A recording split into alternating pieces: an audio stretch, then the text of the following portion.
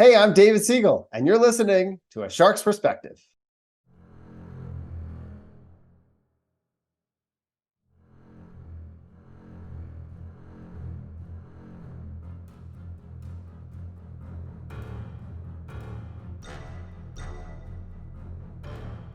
Welcome back, and thank you for joining A Shark's Perspective. I'm Kenneth Kinney, but friends call me Shark. I'm a keynote speaker, strategist, a shark diver, host of this show, and your chief shark officer. Have you thought about the kind of decisions that will make or break your ability to lead? Success basically boils down to making good decisions. Easy to say, but what do you do when faced with terrible options, and not just riding on the good ones? In order to divide and conquer the world, if you will, it often means being able to decide and conquer. So I ask again about your own decision-making framework. What are the decisions that will make or break all leaders? David Siegel is the CEO of Meetup, the largest platform for finding and building local communities, the former CEO of Investopedia, the former president of Seeking Alpha, an adjunct professor at Columbia University, the host of Keep Connected podcasts, and the author of Decide and Conquer, 44 decisions that make or break all leaders. And on this episode, we'll discuss a leadership decision-making framework, leadership principles, the world's largest platform for finding and building community, combating loneliness, what Rebecca once said, and the WeWork roller coaster, events in person and online, debunking some leadership advice, pivoting your strategy, Mission Impossible Famous 44s, and a lot more. So let's tune into a Meetup decision maker with a shark who's here to swim and conquer on this episode of A Shark's Perspective.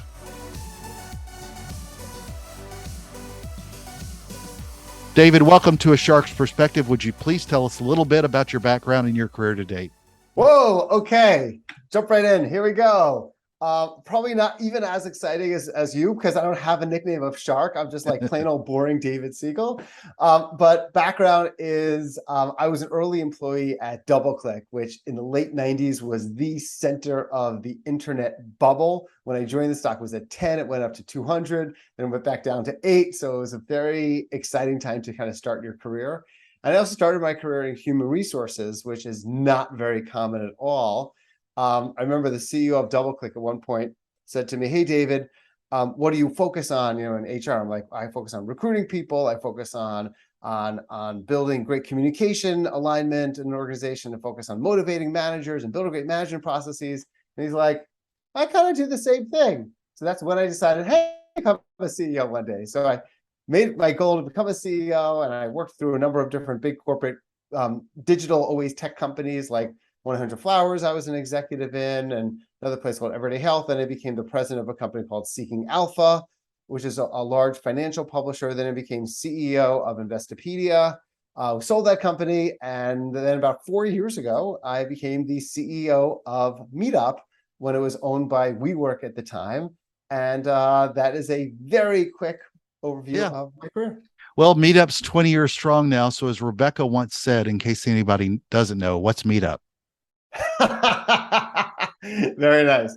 So yeah, I read the book. I told you. I see that. So in the book Decide and Conquer, the opening story is a story of Rebecca Newman, where she presumably wanted to change the name of Meetup because she had never heard of it, even though we probably more people know Meetup than many Fortune 500 companies.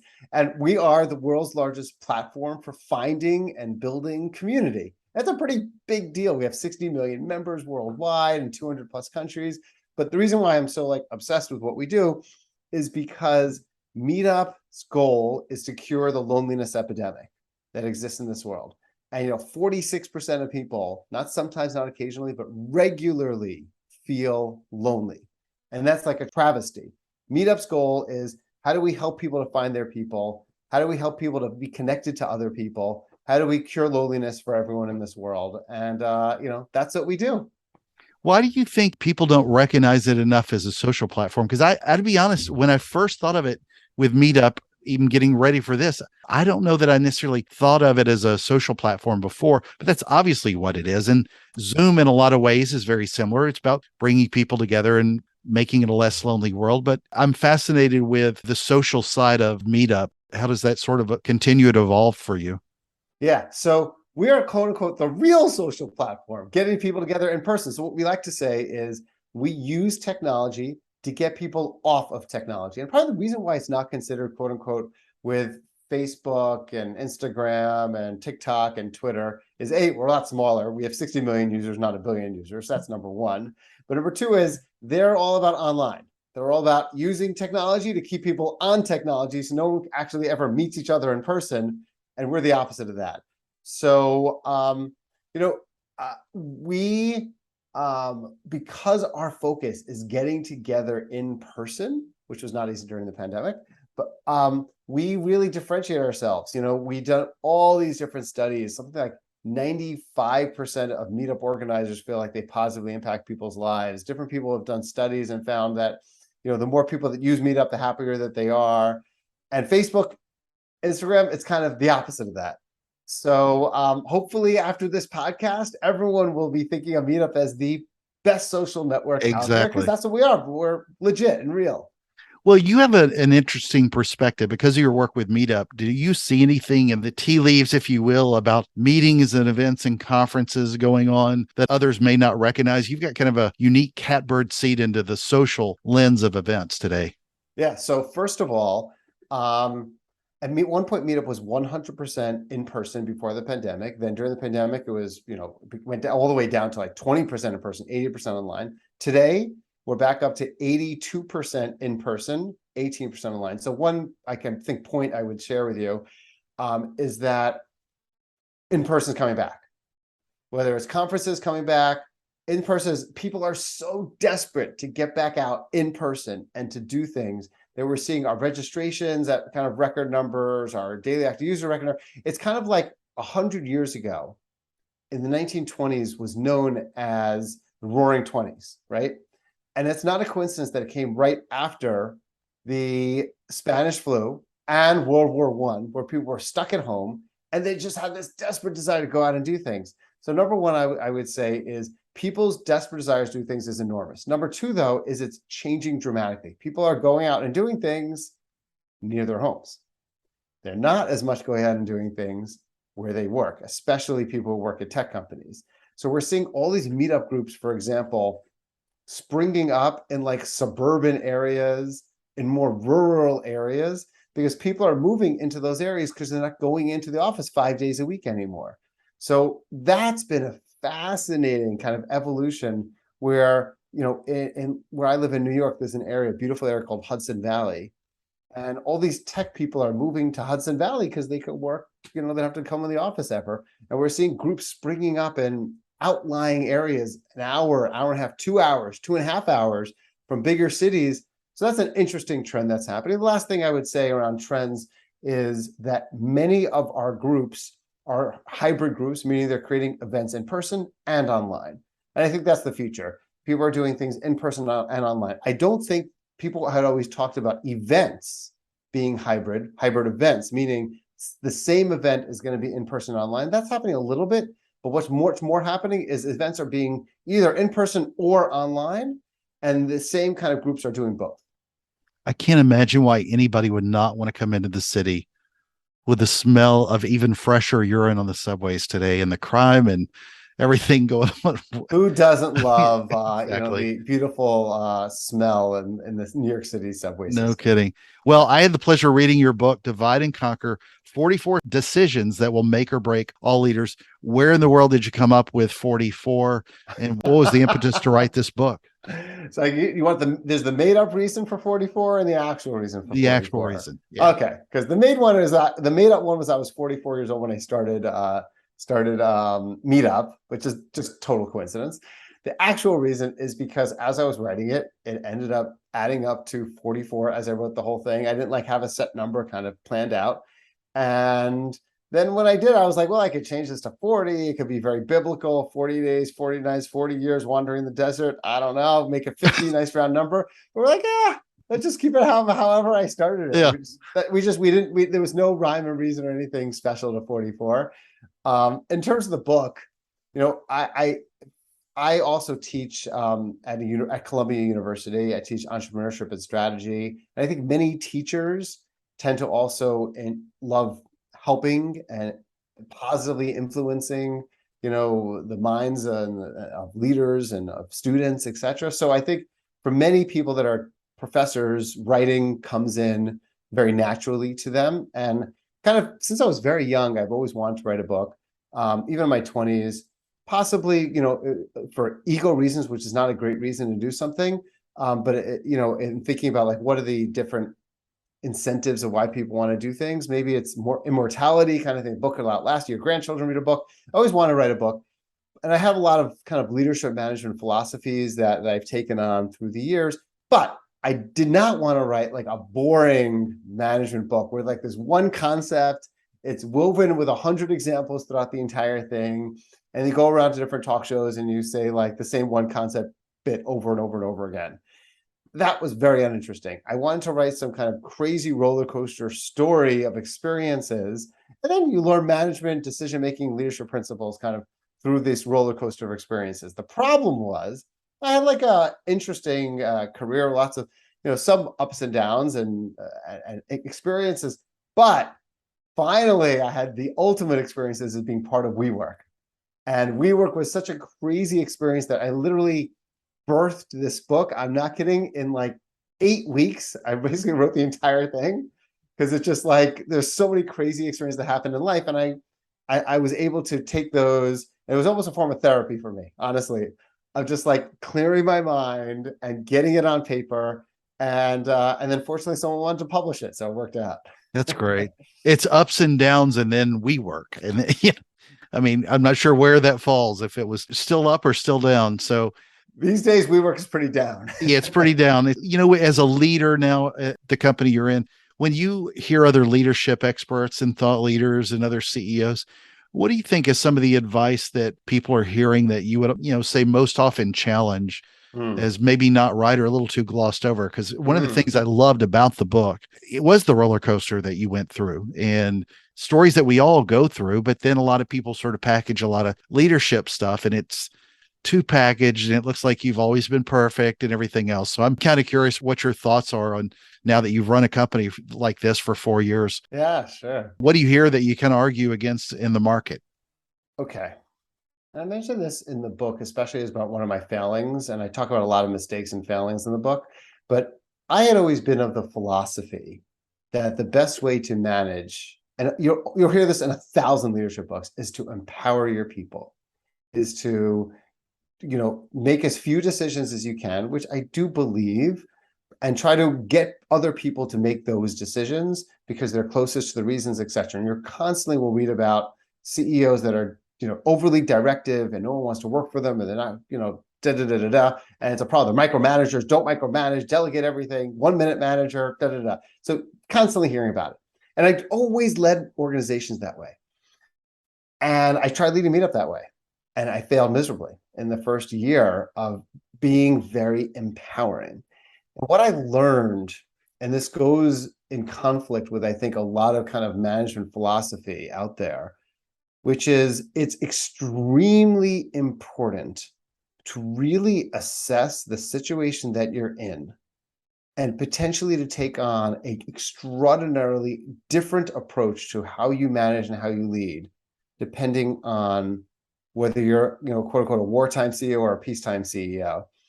And I think that more often than not, many leaders will espouse different philosophies, but reality, the right philosophy is extraordinarily dependent on the situation that you're in. And the best thing that you could do is actually not espouse a specific philosophy, but be versatile enough in order to quickly assess and then possibly completely change how you approach things. So in the beginning, I didn't tell people what to do. You figure this out. You figure that out. We're gonna figure that. And it was a mess. Everyone was figuring out different things in different ways, and there was not enough accountability. And then I basically turned into a kind of person, that leader I never wanted to work for, which is I need this done. I need this done by such and such date. If you don't get it done, it's going to be a problem. And then things started like really moving, and then I saw that I got more directive and even more directive. I was like, wow, I was never this type of a leader. I hated those leaders, but it worked really well.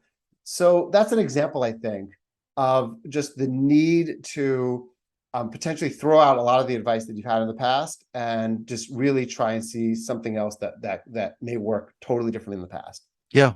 Well, and I love the fact that you do a lot of in these decisions, you do challenges and decisions, and you weave that through the timeline, whether it's 0 day or first 30, 60, 90 day. I love that as you build it up. But let's go into some of these decision six. So with rebuilding Meetup, you talk about communicating and committing to your leadership philosophy. And one of those sadly being what some would consider controversial, at least to your team it was, and that was revenue.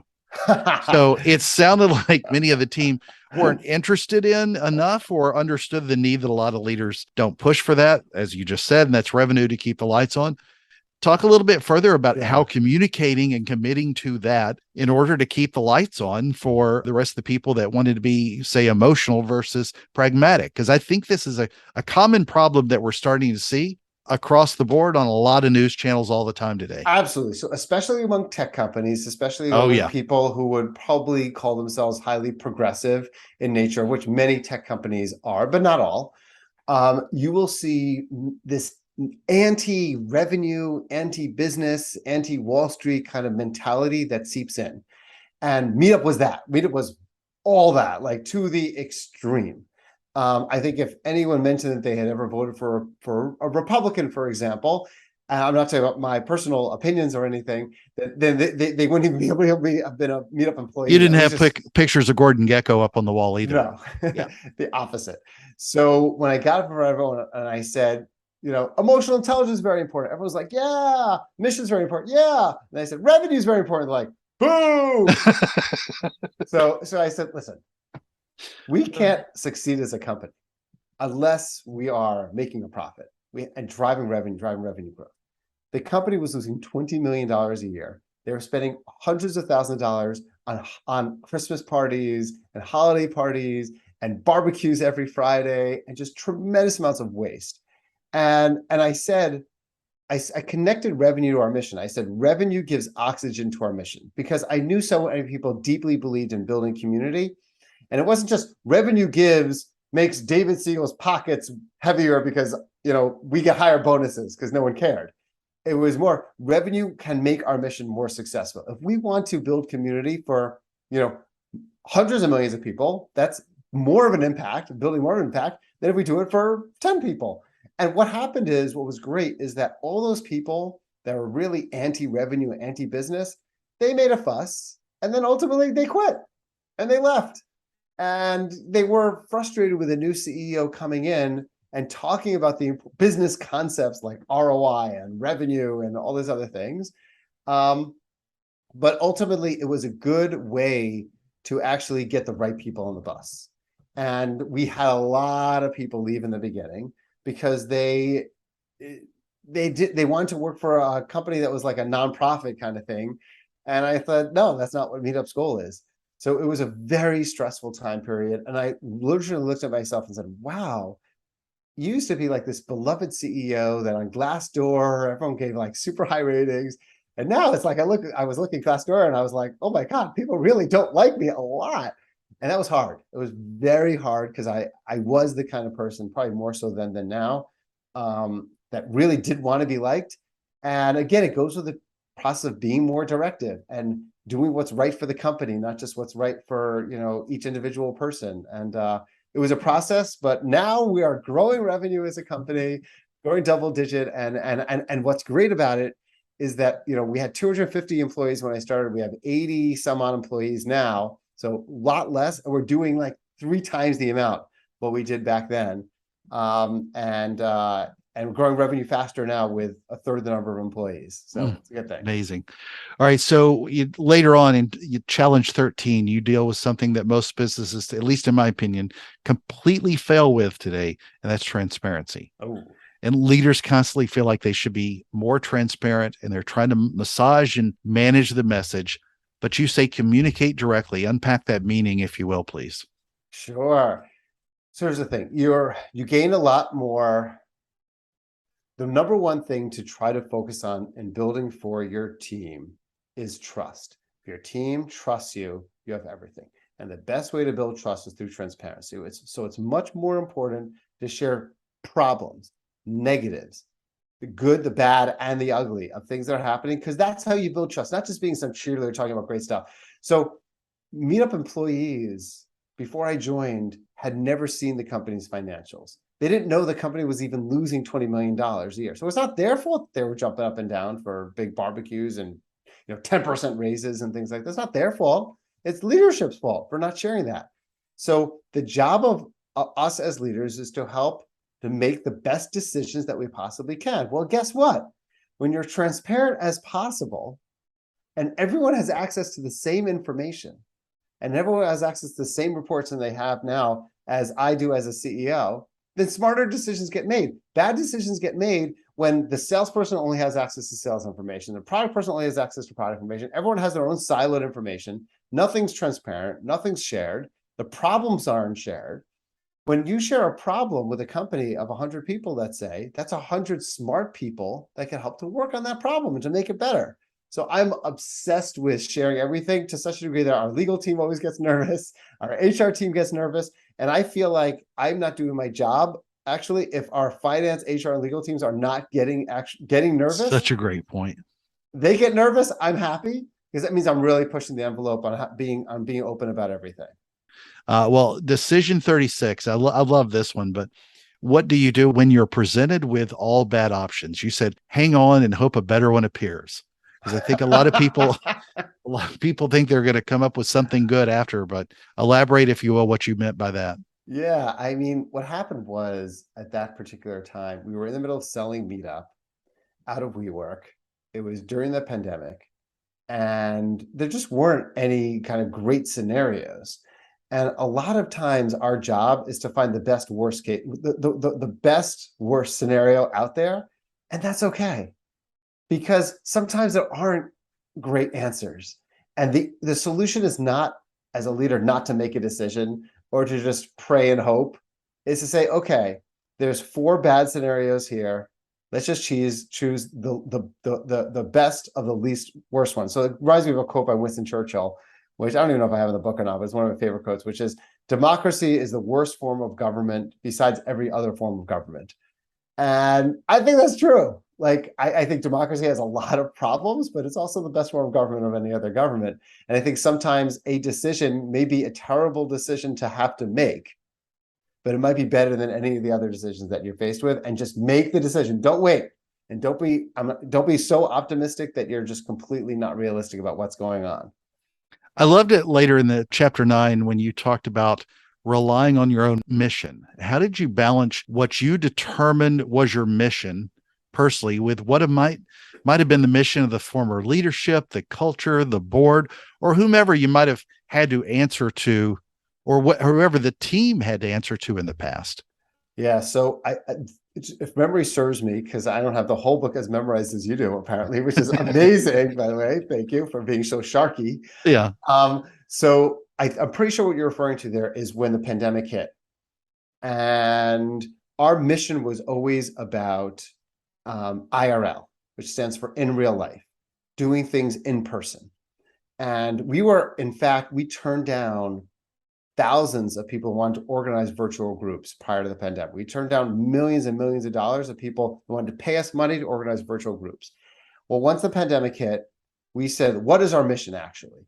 Is our mission actually about IRL in real life, or is our mission about keeping people connected, keeping people away from social isolation, keeping people away from loneliness? And if that's our mission, then we need to understand that, and we need to pivot and allow for virtual events, because there's a difference between a strategy and a mission. You could pivot your strategy, but it's so important to really understand what your mission is as a company. And if you're pivoting your mission, well, that's fine. Companies can do that, but it should involve a lot of time and energy and discussions with the board, etc.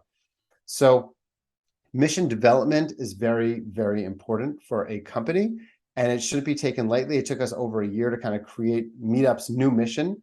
And we use that as an anchor kind of in all company decisions.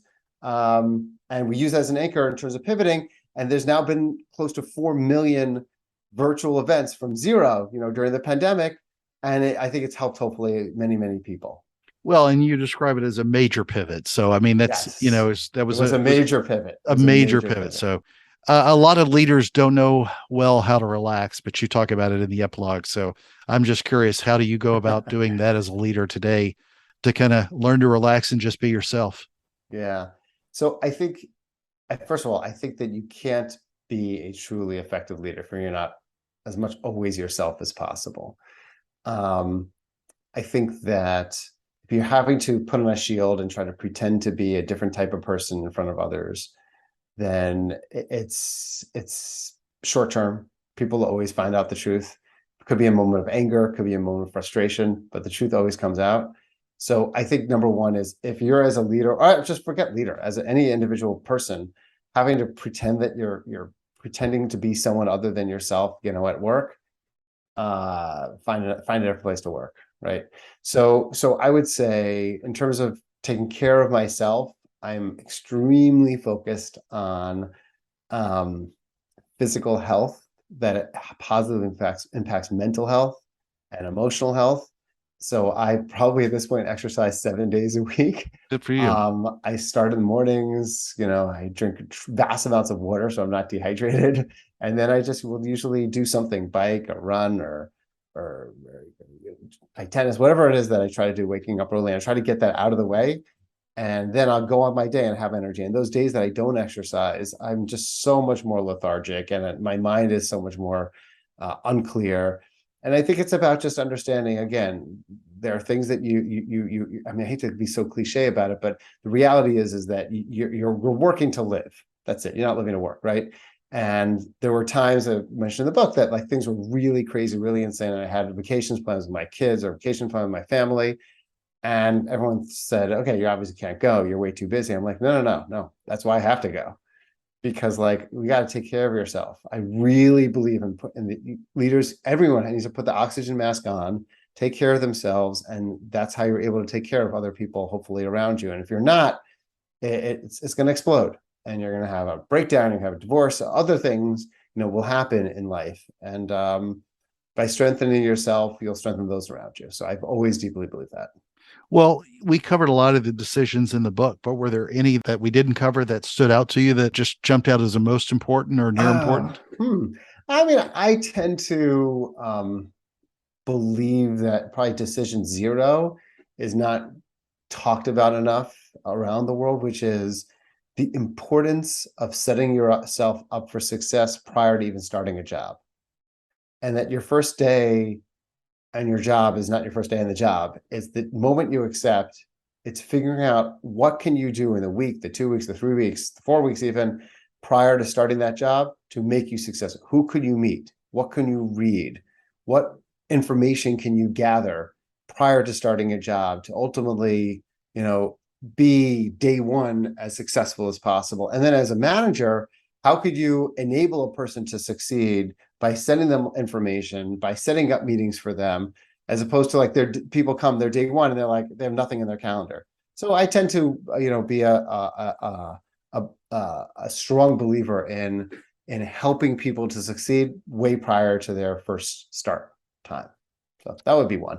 Yeah. Well, a lot of my favorite meetups are when I go to the coast so that I can go scuba diving, particularly with sharks. But I ask this of all my guests, David, what is your favorite kind of shark and why? You're not going to find a lot of polluted sharks in the East River, but it might be one of the Shark Tank fellows. It could be whatever you want. Oh, it could be any shark. Oh, okay.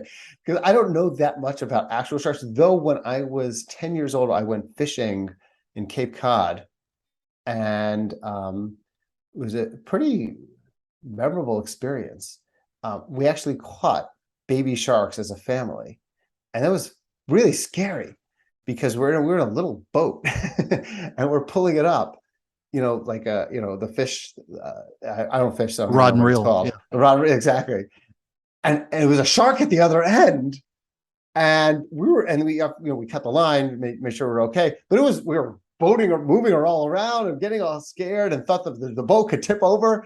So that was actually my first shark experience when I was like 10 years old. So I guess that'll be my favorite shark, and kind of teaching me that boats can move up and down. The waters could be, a little scary, but you know what? And always throw them back. You could always throw it back.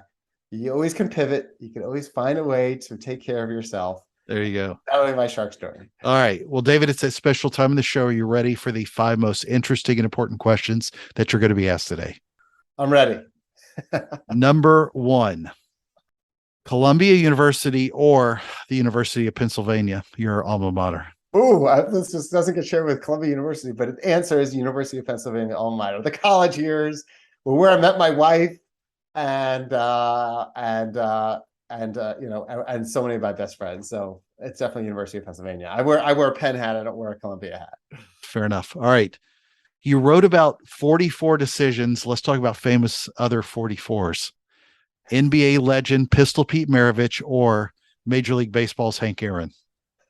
Ooh, I'm gonna have to go with Hank Aaron. Yeah, Hank Aaron. Yeah, I mean both Hall of Famers, but I mean the guy broke so many barriers, color barriers as well. It's unbelievable. Exactly.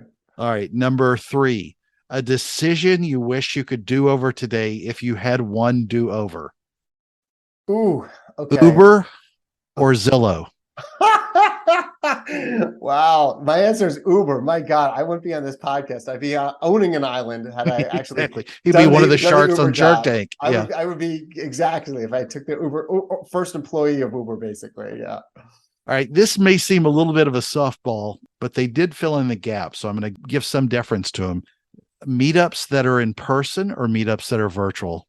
Oh, that's a T-ball. I know. I love in person. I really believe in the energy that people have. Then let's skip that one. I got a different number. I got a different one for you. Great. We talked a lot about missions. Mm-hmm. So let's talk about Mission Impossible. The original series with Peter Graves or the new one with Tom Cruise. You're old enough to remember, at least on, some cable station showing those. I'm not a big Tom Cruise fan. What can I say? On a personal level, I just don't. He doesn't jive with me. So I'm going with the original. Yeah, and that song. That was original, a great song. And it didn't rely on any good special effects. So, all right, number 5, and the most important question that you're going to be asked today is biscuits or cornbread? Cornbread, especially like warmed up with some butter in it. Oh, I'm a cornbread guy. If you're going to have a meetup, you got to have some bread. So you know what I love with cornbread? When they have little pieces of corn. Have you ever had this? Yeah. Oh yeah. Cornbread. Oh, that's the best. Absolutely. Throw in some jalapenos too. All right. So David, where can people find out more about you, get a copy of this book, meet up and keep up with what you're doing and more? Thank you. Sure. So I would say follow me on LinkedIn. That's probably where I'm most involved. You can find David Siegel Meetup and you can find me there. Apparently, Shark had told me before we started that I'm on Books a Million and I'm on lots of different bookstores and on Barnes and Noble. But obviously you go to Amazon and get the book there. And for Meetup, I would say download the Meetup app, register for one event, go surfing, do a book club, whatever the heck it is. Join a group and meet your people. Absolutely. David, again, thank you very much for being with us today on A Shark's Perspective. Loving it. Thank you.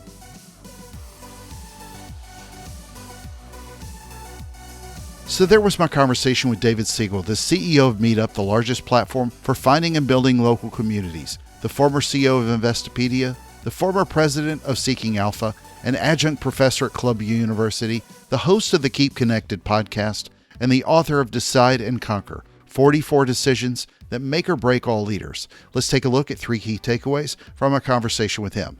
First, we sort of began with debunking some leadership jargon. A lot of preaching, if you will, comes from people coming in with a philosophy and pushing that through into that lexicon. In his mind, the right philosophy is being extraordinarily dependent on the situation you're in and being versatile enough to adapt.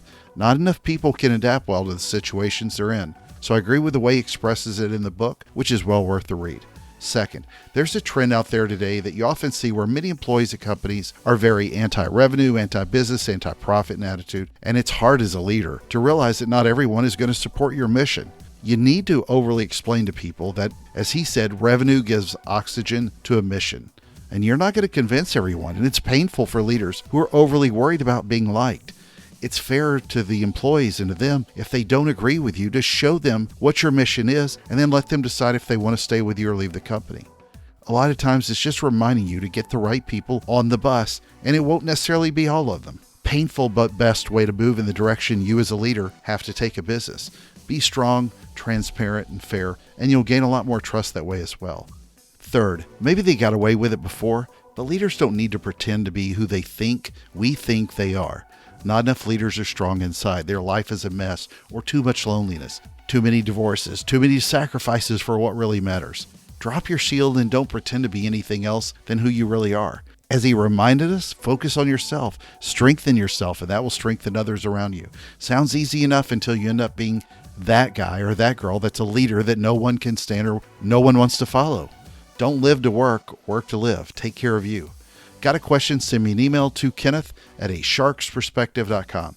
Thank you again for the privilege of your time, and I am so thankful to everyone who listens. David talked about his 44 decisions.